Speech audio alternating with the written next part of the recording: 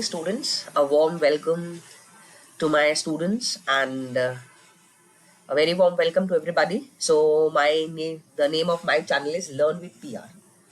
तो आप मेरे साथ जुड़ेंगे और हम ऐसे ही कॉम्पिटिशन्स एग्जाम्स की तैयारी करेंगे. Don't forget to subscribe my channel को सब्सक्राइब करते रहिएगा. तो इसके अंदर जितने भी इंपॉर्टेंट एग्जाम्स हैं, UPSC, answer writing, geography optional हम यहाँ पर डिस्कस करेंगे. मेरा जो ऑप्शन रहा है वो ज्योग्राफी ऑप्शनल रहा है. So I am not saying that कि this is the perfect one. मैं ये नहीं कह रही कि आंसर जो मैं अभी आपको प्रोवाइड करूंगी, हम डिस्कस करेंगे कि ये बिल्कुल एग्जैक्ट आपने यही लिखना है, यही होंगे तभी आपको मार्क्स मिलेंगे. इट्स नॉट लाइक दैट, ऐसा नहीं है. बट हाँ, आपको एक आइडिया मिल जाएगा कि आपने अगले एग्जाम में या आने वाले एग्जाम में या स्टेट पीसीएस में या नेक्स्ट जब यूपीएससी होगा तो आपने कैसे अटेम्प्ट करना है. ठीक है, तो उससे पहले मैं स्टार्ट करती हूँ. सबसे पहले मैं आपको बता दूं कि मेरा जो चैनल है उसका नाम है लर्न विद पीआर. पीआर के साथ आपने इस चैनल को सब्सक्राइब करना है. सब्सक्राइब कैसे करते हैं? जो बेल आइकन होता है उससे. ठीक है, जो घंटी की तरह एक आइकॉन होता है, निशान होगा, ठीक है, आपके राइट हैंड साइड में, तो प्लीज उसको प्रेस कर दीजिएगा. जितनी भी मेरी इंपॉर्टेंट वीडियोस होंगी वो आपके पास आती चली जाएंगी. अभी मैं वीडियो से स्टार्ट करूंगी और मैं आपका ज़्यादा टाइम नहीं लूंगी. मेरी वीडियोस, जितनी भी वीडियोस होंगे, मैक्स टू मैक्स 15 मिनट्स, उससे ज़्यादा नहीं होंगी, ताकि आपको ब्रीफली आइडिया मिल जाए. ठीक है, चलिए तो शुरू करते हैं. चैनल वीडियो को लाइक करना मत भूलिएगा, लाइक कर दीजिएगा और अपने फ्रेंड्स में डिस्ट्रीब्यूट कर देना, ताकि जिन्होंने एग्जाम दिया है उनको थोड़ा बहुत, उनको एक सहानुभूति है, सिंपैथी, उनको एक आइडिया हो जाएगा कि भाई चलो, हमने उनका मोराल बूस्ट हो जाएगा. ठीक है, चलिए पहले से 10 क्वेश्चन मैं ऑलरेडी डिस्कस कर चुकी हूँ. अब मैं डिस्कस करूंगी 11th question. What are the main features of Vedic society and religion and do you think some of the features are still prevailing in Indian society. तो सबसे पहले आपने इसमें क्या करना है, देखो यहाँ पर वो क्या पूछ रहा है. What are the main features, Vedic society के बारे में और रिलीजन के बारे में आपने बताना है. यानी बात यहाँ पर हो रही है वैदिक सोसाइटी, रिलीजन के बारे में, और उसके बाद उसकी relevance. Are it is it still prevailing in Indian society. तो बहुत ही बेसिक सा क्वेश्चन है. तो हमने क्वेश्चन की डिमांड को, क्वेश्चन के कीवर्ड्स को पकड़ना है और उसी कोई हेडिंग यूज करके हमने अपना आंसर को फ्रेम करना है. तो शुरू करते हैं. सबसे पहले इंट्रोडक्शन आप लिख लीजिएगा. The Vedic period in ancient India, it starts from 1500 BC to 600 BC. और इसकी खासियत ये है कि यहाँ पर डिफरेंट फीचर्स हैं सोसाइटी और रिलीजन को लेकर. वेदास जो है वो ओल्डर सर्वाइविंग कलेक्शंस माना गया है रिलीजियस टेक्स्ट में पूरे वर्ल्ड में. और इससे हमें सोशल और रिलीजियस बिलीफ के बारे में पता चलता है कि वैदिक पीपल पहले कैसे रहते थे. की फीचर्स की बात करें तो वर्णा सिस्टम, हमें पता है 4 इंपॉर्टेंट वर्ण्स थे: ब्राह्मण, क्षत्रिय, वैश्य, शूद्र. कर्मा बेस्ड क्लास, यानी कर्म के बेसिस पर जो आपने पास्ट में जो कर्म करे हैं वो आपके आज के ऑक्यूपेशन का, यानी आज जो आप कर रहे हो उसका फल है. पेट्रियार्की आपको पता है कि मैन जो है मेन होल्डिंग पोजीशंस पर बैठा हुआ है. की फीचर्स ऑफ वैदिक रिलीजन. अब ये तो बात हो गई सोसाइटी की. ठीक है, अब बात करेंगे रिलीजन की. आप देख रहे हो मैंने जो हेडिंग डाली है वो कहीं से नहीं ली, बस क्वेश्चन के इंपॉर्टेंट चीज जो एग्जामिनर ने पूछा है उसको कीवर्ड बनाकर मैंने हेडिंग में लिख दिया. तो पॉलिथिज्म क्या है? बहुत सारे गॉड्स और गॉडेस की पूजा करना, जिसमें इंद्रा, अग्नि, सोमा सब थे. संसारा बिलीफ में वैदिक बिलीफ इंक्लूड संसारा, और जो रीइंकार्नेशन की साइकिल होती है जिसमें सोल जो है रीबॉर्न होती है एक कर्म के बेसिस पर. वो रिचुअल सैक्रिफाइसेस में होता है वैदिक रिलीजन, जिसमें फोकस किया जाता है रिचुअल सैक्रिफाइसेस पे, गॉड्स को प्लीज करने में और उनकी जो ब्लेसिंग्स हैं उसको लेने में. अब इन्फ्लुएंस की बात करते हैं कि आज के टाइम में मॉडर्न इंडिया में क्या अभी भी इसकी रेलेवेंस है. सबसे पहले बात करेंगे रिलीजियस बिलीफ की. बिल्कुल आज के टाइम में मान लीजिए अगर हम नया घर लेते हैं, नई दुकान लेते हैं, या कोई व्हीकल लेकर आते हैं, कोई भी नई चीज लेते हैं, तो हम या हवन या आरती या पूजा करवाते हैं. तो स्टिल वैलिड, आज भी वैलिड है. सोशल हायरार्की, डिस्क्रिमिनेशन आज भी है. डिस्क्रिमिनेशन अभी भी लोग कहते हैं कि हाँ भाई हमें गुजरना पड़ता है डिस्क्रिमिनेशन से, ऑल दो गवर्नमेंट ने अफर्मेटिव एक्शंस लिए हुए हैं. Oral tradition. अब हम बात करेंगे ओरल ट्रेडिशन की. Vedas preserved orally for centuries, endure in written form and they are recited in ceremonies. Economy की बात करेंगे. एग्रीकल्चर और एनिमल हस्बेंड्री जो है वैदिक टाइम में बहुत इंपॉर्टेंट थे, जिसमें इंडियन इकोनॉमी को काफी बूस्ट किया. लैंग्वेज, लिटरेचर, आर्किटेक्चर, योगा, ये सब इंपॉर्टेंट पॉइंट्स हैं. ये आप देख सकते हैं, इसका स्क्रीनशॉट भी ले सकते हैं. This is question number 11. अब हम बात करते हैं नेक्स्ट क्वेश्चन की. What were the major technological changes that were introduced during Sultanate period and how these technological changes influence Indian society? तो सबसे पहले आपने इंट्रोडक्शन में क्या बताना है, व्हाट यू विल डिस्कस, उनका टेन्योर, सल्तनत पीरियड भाई 1206 से लेकर 1526 तक थी। यहाँ पर सिग्निफिकेंट टेक्नोलॉजिकल एडवांसमेंट देखी गई और इसका इफेक्ट देखा गया इंडियन सोसाइटी पे। ये जो इनोवेशन है ये शेप करता है बहुत सारे एस्पेक्ट इंडियन लाइफ के। तो आइए देखते हैं आर्किटेक्चरल मार्वल्स, जिसमें कुतुब मीनार इसका क्लासिक एग्जाम्पल है, अलाई दरवाजा, जामा मस्जिद। कल्चरल एक्सचेंज की बात करें तो कल्चरल इंटरेक्शंस होती थी, अलग अलग देशों से लोग आते थे यहाँ पर, स्कॉलर्स, आर्टिसंस, इनके बीच में कनेक्शन होता था, इंटरेक्शन होती थी। इसकी वजह से फ्यूजन, आर्टिस्टिक, साइंटिफिक नॉलेज देखी गई, इंडियन कल्चर को एनरिच किया गया। एग्रीकल्चर इनोवेशन की बात करें तो सल्तनत रूलर ने पर्शियन व्हील टेक्नोलॉजी को यूज किया इरिगेशन में, एग्रीकल्चर प्रोडक्टिविटी इंक्रीज करने के लिए। मेटल वर्किंग और मेट्रोलॉजी की बात करें तो मेट्रोलॉजी में एडवांस देखा गया, जिसकी वजह से हाई क्वालिटी स्टील, जिसको हम वुड स्टील के नाम से जानते हैं, ये जो मटेरियल है ये यूज नहीं किया जाता वेपन्स में, इसको ड्यूरेबल टूल्स के लिए यूज किया जाता है।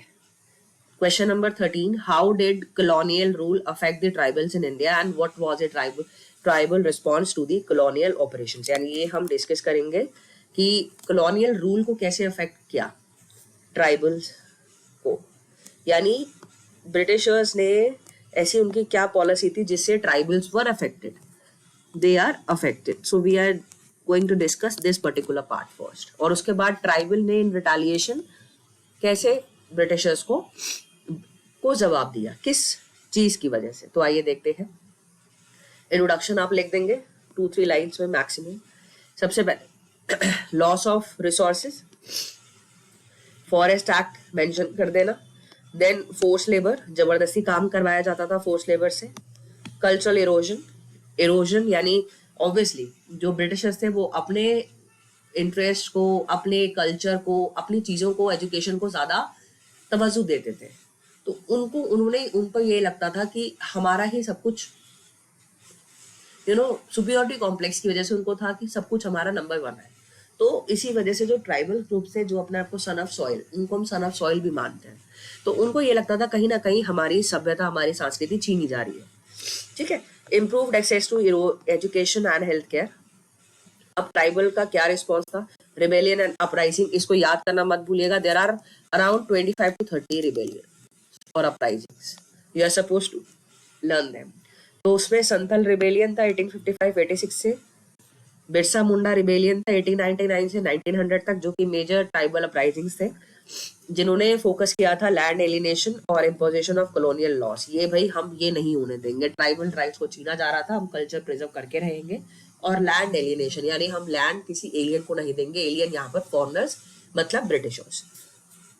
Non violent form of protest, तो महात्मा गांधी लेड एनसीएम, उन्होंने एनसीएम शुरू किया था। एनसीएम ये मूवमेंट थी इंडियन स्ट्रगल के लिए 1920 में, जिसका सिग्निफिकेंट इम्पैक्ट देखा गया ट्राइबल कम्युनिटीज में। आर्म्ड रेसिस्टेंस, कुछ रीजन्स में ट्राइबल जो थे वो अंग्रेज से आर्म कन्फ्रंटेशंस के लिए, ब्रिटिश अथॉरिटी और सेटलर्स के लिए, उन्होंने लैंड और रिसोर्सेज को एंक्रोच करने की बात की, दे डिफेंडेड, यानी उन्होंने मना कर दिया कि हम लैंड और रिसोर्सेज को एंक्रोच नहीं होने देंगे। Next, we have comment on the resource potential of the long coastline of India and highlight the status of natural hazard preparedness in these areas. आपने सब कुछ बता दिया, आपने कितनी किलोमीटर्स की हमारी इंडिया की कोस्ट लाइन है जो कि 7th लार्जेस्ट है, इसका इकोसिस्टम वगैरह, लाइवलीहुड आपने एक्सप्लेन कर दिया। ये ब्लूप्रिंट है, आप इस बेसिस पर इंट्रोडक्शन दे सकते हो, उसके बाद आप मैप भी बना सकते हो। ठीक है, you can draw the map as well, map is very important है। तो कुछ चीज़ें हम डिस्कस कर लेते हैं। What are is significance, resource potential क्या है कोस्ट लाइन के, fisheries, aquaculture, tourism, energy, other resources, geographical extent, कहाँ से शुरू होती है कहाँ पे खत्म होती है, इसको याद रखिएगा जोग्राफिकल एक्सटेंट को, क्योंकि ये क्वेश्चन 2017 में प्रीलिम्स एग्जाम में पूछा गया था। प्रीलिम्स में ये क्वेश्चन पूछा गया था जो आपको पता होना चाहिए। It was asked in prelims way back in 2017 कि इंडिया की कोस्ट लाइन में कितनी स्टेट्स आती है। There are 5 states which covers India's coastline. क्या ये सही है गलत है बताइए। ठीक है, तो अब उसमें delta region, geographical extent, delta region, Utkal coast, Andhra coast, ये सब आपको पता ही होगा, ये आप देख सकते हैं। फिर वेस्टर्न कोस्टल प्लेन्स के बारे में मैंने डिस्कस करा है, इसकी जोग्राफिकल स्ट्रेच कितना है, oil reserve, scenic beauty, lagoons, distinct sections, Kutch Kathiawar में डिवाइड करा है, कोंकण, कर्नाटका, केरला, ईच रीजन की अपनी कैरेक्टरिस्टिक्स होती है।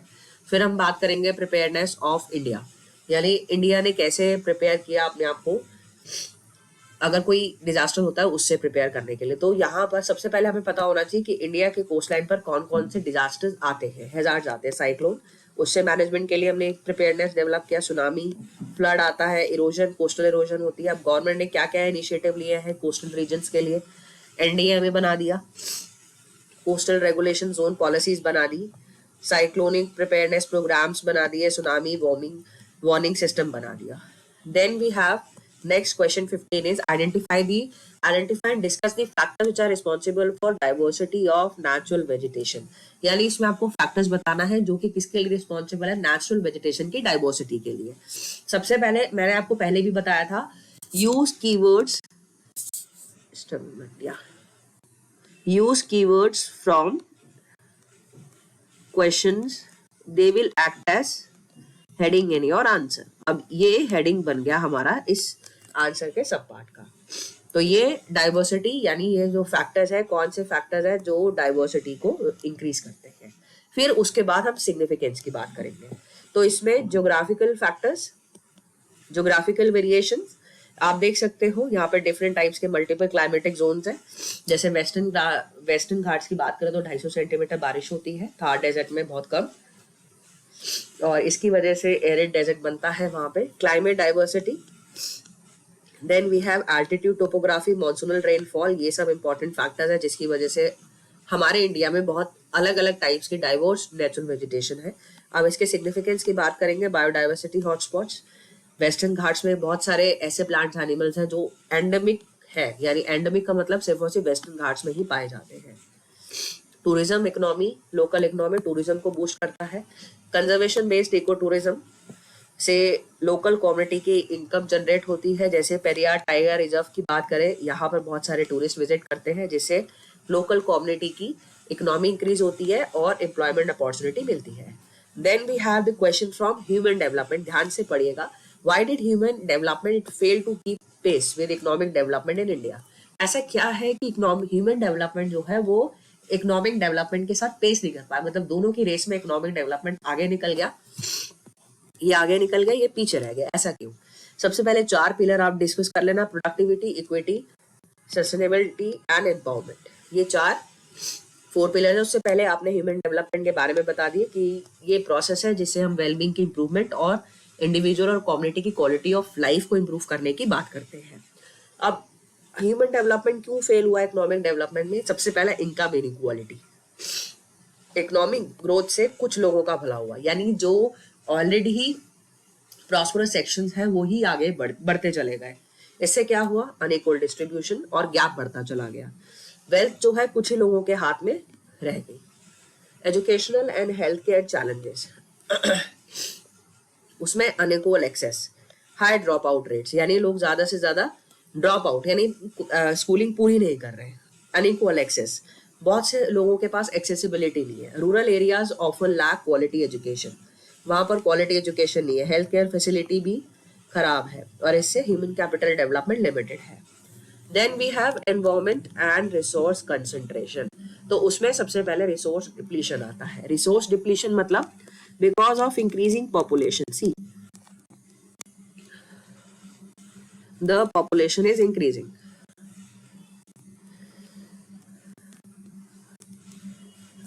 Okay. Population is increasing. So because of this increase in population, the resource they are declining. Why so? क्योंकि हर एक जितने ज्यादा लोग होंगे उतने ज्यादा वो अपनी डिमांड रखेंगे, तो इसलिए रिसोर्स डिप्लीट हो रहा है, पोल्यूशन बढ़ रहा है। गवर्नमेंट की पॉलिसीज इश्यूज में इनइफेक्टिव इम्प्लीमेंटेशन ठीक तरह से नहीं है। लैक ऑफ कॉम्प्रिहेंसिव पॉलिसीज अच्छी नहीं है। Next question number 17 is from being a net food importer in 1960s, यानी फूड इंपोर्टर था इंडिया 1960 में, वो एकदम से कैसे फूड एक्सपोर्टर बन गया वर्ल्ड में। 1960 की बात करें तो इंडिया के पास जो थी फूड सिक्योरिटी थी। इंडिया बाहर के देशों से खाना अनाज मंगवाता था। India has a rising net food exporter, इसने ग्लोबल फूड ट्रेड में पार्टिसिपेट किया। इंडिया जो है नेट फूड एक्सपोर्टर इमर्ज हुआ वर्ल्ड में, और नेट फूड इम्पोर्टर था 1960 में।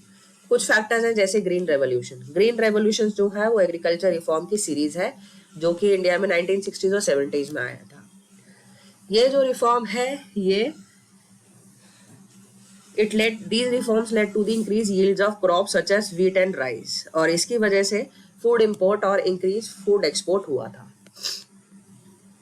एग्रीकल्चर में इन्वेस्टमेंट, एग्रीकल्चर में बहुत तेजी से इन्वेस्टमेंट, बहुत हेवीली इन्वेस्ट किया गया था। Green revolution, technology, improve seeds, HYV high yielding variety seeds मंगवाए गए थे फिलीपीन से, राइस सीड्स मंगवाए गए थे मेक्सिको से, व्हीट, मार्केट रिफॉर्म्स किया गया, ग्लोबलाइजेशन, ये सारी चीजें की गई। Then we have related initiatives, ये आई थिंक आप सबको पता ही है। प्रधानमंत्री किसान सम्मान निधि, फसल बीमा योजना, soil health card, national mission on edible oil, प्रधानमंत्री कृषि सिंचाई योजना, एग्री एक्सपोर्ट पॉलिसीज, ये सब आप मेंशन कर सकते हैं इनिशिएटिव्स में। Question number 18 is urbanisation lead to more segregation and marginalisation of the poor. या तो एंड में लिखना या और में लिखना। अर्बनाइजेशन की वजह से सेग्रीगेशन ज्यादा हुआ, यानी लोग इकट्ठे रहना शुरू हो गए, या फिर इससे पुअर्स का मार्जिनलाइजेशन हुआ, यानी जो लोग रिच थे, यानी जो अमीर लोग थे जिनके पास पैसा था वो अर्बन एरियाज में आ गए, और जो गरीब थे उनको रूरल एरियाज यानी ग्रामीण क्षेत्रों में धकेल दिया गया। तो सबसे पहले तो अर्बनाइजेशन को डिस्कस कर लेना भाई क्या है ये, फिर अर्बनाइजेशन की इंडिया की कहानी बता देना। फैक्टर्स ड्राइविंग अर्बनाइजेशन ज्यादा क्यों है? Because of rural urban migration, population growth, industries. Impact of urbanisation on segregation, spatial segregation, economic disparities. Spatial segregation की बात करें तो रूरल माइग्रेंट्स जो है उससे स्लम की फॉर्मेशन होगी, इनफॉर्मल सेटलमेंट्स होगा फ्रेंच में, सिटीज में, इससे स्पेशल सेग्रीगेशन क्रिएट होती है। इकोनॉमिक डिस्पैरिटीज, अर्बनाइजेशन जो है high paying job opportunities concentrate करता है कुछ सेक्टर में, और जो गरीब लोग हैं वो लो वेजेस, इनफॉर्मल एम्प्लॉयमेंट, इससे इकोनॉमिक सेग्रीगेशन होता है। Impact of urbanisation on marginalisation, limited access to basic services.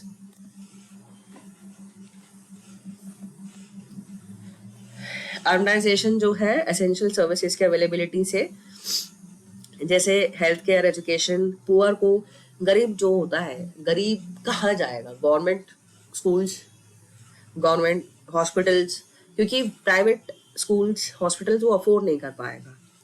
Accessibility, पैसा नहीं है उसके पास, तो इसलिए उसकी एक्सेसिबिलिटी कम हो जाती है। चैलेंजेस और contributing factors, income inequality, social divisions, government policies, land use planning, housing policies, ये सब है। केस स्टडीज की बात करें इंडियन मेट्रो पॉलिसीज के बारे में तो मुंबई, जिसमें धरावी स्लम आता है और हाई एंड डेवलपमेंट कंट्रास्टिंग की बात होती है। दिल्ली जो है अनऑथराइज्ड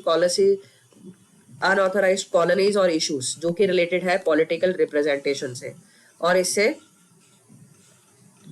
पुअर का मार्जिनलाइजेशन होता है, यानी मार्जिनलाइज पे होते हैं इंडिया के कैपिटल सिटी में। Why is caste identity in India both fluid and static? यानी इंडिया में कास्ट आइडेंटिटी फ्लूइड और स्टैटिक क्यों है? फ्लूइडिटी, कास्ट आइडेंटिटी की बात करें तो इंटरकास्ट मैरिज में ग्रेजुअल इंक्रीज, यानी कि जो इंटरकास्ट मैरिजेस बहुत तेजी से बढ़ रही हैं। NFHS 4 2015-16 में हुआ था, इसमें इंटरकास्ट मैरिजेस को बढ़ाकर बताया था। रिजर्वेशन पॉलिसीज, गवर्नमेंट ने SC STs OBCs को रिजर्वेशन कोटा दिया हुआ है। Urbanisation, migration, static aspect of caste identity, इसमें endogamy, marriage practices, occupational role, social stigma, ये सब आता है। वे फॉरवर्ड की बात करें तो एजुकेशन में सर्व शिक्षा अभियान के बारे में आप बता सकते हैं, सबके लिए education they the, education for all, यानी इसमें accessible, it is accessible, affordable and available to everybody. Okay, so legal enforcement, SC ST provision of atrocities act, इसको बहुत सीरियसली लिया गया। कास्ट बेस्ड डिस्क्रिमिनेशन, वायलेंस नहीं होता। फिर उसके बाद सोशल अवेयरनेस की बात आएगी। दिल्ली दस्तक यूपी में कैंपेन स्टार्ट किया गया जिसमें दलित राइट्स और इश्यूज को उजागर किया गया, लोगों के बीच में इसकी अवेयरनेस बढ़ाई गई। इसे थिएटर और स्ट्रीट प्लेस, मीडिया आउटरीच, लोगों को बताने के लिए डिस्क्रिमिनेशन फेस करना पड़ा। Then we have question number 20. Discuss the impact of post-liberal economy. Post-liberal economy मतलब 1991 की बात हो रही है, जब LPG रिफॉर्म्स आए थे, उसके बाद क्या इफेक्ट पड़ा एथनिक आइडेंटिटी और कम्युनिज्म पे। इसमें रिवाइवल ऑफ इंडिजीनियस क्राफ्ट्स और ट्रेडिशंस, इसका इम्पैक्ट क्या था भाई? अब आपने देखा होगा, इनफैक्ट गवर्नमेंट ने बहुत सारे ऐसे टॉक्स भी करे थे, बहुत सारे ऐसे एग्जीबिशंस भी लगाए थे जिसमें उनका फोकस इंडिजिनस क्राफ्ट्स और ट्रेडिशंस को सेल आउट करना था। तो उनका बेसिकली मोटिव था कि जो पुरानी नॉलेज है, पुराना क्राफ्ट थिएटर है, वो रिवाइव हो जाए। Then we have cosmopolitan urban centres, यानी मेट्रोपॉलिटन सिटीज जैसे दिल्ली, मुंबई। यहाँ पर अलग अलग तरीके के कल्चर्स के, एथनिसिटी, लैंग्वेज के लोग आते हैं। यहाँ पर डाइवर्स वर्कफोर्स देखा गया अर्बन सेंटर्स में, जिसका इम्पैक्ट पड़ा। लोग अलग अलग डिफरेंट एथनिक बैकग्राउंड्स के यहाँ पर लोग आए। उन्होंने कॉस्मोपॉलिटन्स के बारे में बताया। कॉस्मोपॉलिटन्स का मतलब होता है अलग अलग तरीके, अलग अलग एथनिक सिटी फॉलो करने वाले लोग, अलग अलग रेसेस, कास्ट के लोग, मतलब mix and match. This is cosmopolitan. Ghettos जो कंसेप्ट है अर्बन ज्योग्राफी में, उसका totally opposite. Language and media, economic growth ने मीडिया रिप्रेजेंटेशन को इंक्रीज किया, रीजनल फिल्म्स और टेलीविजन चैनल्स को प्रोमिनेंसली इंक्रीज किया। इम्पैक्ट देखा गया है इसका, लिंग्विस्टिक आइडेंटिटीज और रीजनल लैंग्वेज को प्रिजर्व करके रखा गया। Okay, then we have discussed about, इसमें दो पार्ट पूछे गए थे। आइडेंटिटी, हमने आइडेंटिटी के बारे में डिस्कस कर लिया। Then will discuss about impact of post liberalisation on communism. तो इसमें economic development, inter community relations की बात करें तो examples, the very first example is, तो you are supposed to justify your statement with the help of example.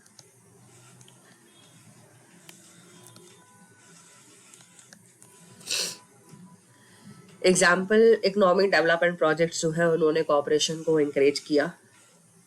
इसका impact था positive economic interaction, goodwill को, और ये कम्युनल टेंशंस को कम करता है। फिर इसका इम्पैक्ट है लीगल मेजर्स जो कि डेटरेंट की तरह और जस्टिस प्रोवाइड करता है। इसका एग्जाम्पल है सेवरल अर्बन एरिया, जैसे इंटरफेथ डायलॉग्स और इनिशिएटिव जो कि लोगों को एक साथ लेकर आता है, रिलीजियस लीडर्स और कम्युनिटीज को, जो कि साथ में डिस्कस करता है और कोलैबोरेटिव प्रोजेक्ट्स को सपोर्ट करता है। इसका इम्पैक्ट क्या है? ये जो इनिशिएटिव है ये अंडरस्टैंडिंग और ट्रस्ट डेवलप करता है अलग अलग तरीके, अलग अलग डिफरेंट रिलीजियस ग्रुप्स में। ये रिलीजियस टेंशंस को कम करता है, सिविल सोसाइटीज और कम्युनिटी रिलेशंस बढ़ाता है।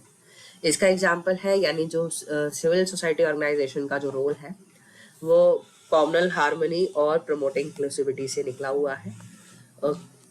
Grassroot efforts, it can bridge communal divide, यानी ग्रासरूट एफर्ट जो है वो कम्युनल डिवाइड्स को ब्रिज करता है, यानी जो कम्युनिटी के बीच में गैप है उसको कम करेगा। और पीसफुल कोएग्जिस्टेंस, यानी सारे लोग मिल बांट कर रहे। ऐसा नहीं है कि अलग अलग, जैसे मान लीजिए घीटोस में होता है, हम एक पर्टिकुलर कम्युनिटी के लोगों ने एक अलग से ग्रुप बना लिया। It's not like that. Now people are mixing with each other. This is known as cosmopolitan. So with this, we are done with this 10 sets of questions. So next is all the best for your next exam. I hope ये session आपको समझ आया हो और अच्छा लगा। कोई भी अगर डाउट है तो आप नीचे कमेंट सेक्शन में बता सकते हैं। And yes, you have other papers waiting for you. GS paper 2, 3, 4 and then we have optional paper. तो ऑप्शनल पेपर ज्योग्राफी का मैं आपके साथ डिस्कस करूंगी। और प्लीज मेरे चैनल को लाइक और सब्सक्राइब करना मत भूलिएगा। वीडियो को लाइक कर दीजिएगा, लाइक, चैनल को सब्सक्राइब। ठीक है, चलिए, thank you so much, bye everybody, all the best for your exam and stay motivated, have patience. और हमें अपने ऊपर भी पूरा विश्वास होना चाहिए, रखना भी चाहिए, और हम एक दिन एग्जाम जरूर निकालेंगे। आई विश आप सबका इस बार मेंस क्लियर हो जाए। ओके, तो ऐसे ही चैनल के साथ बने रहिएगा। हम ऐसे ही एक दूसरे का पावर बूस्ट, मोरल बूस्ट करते रहेंगे।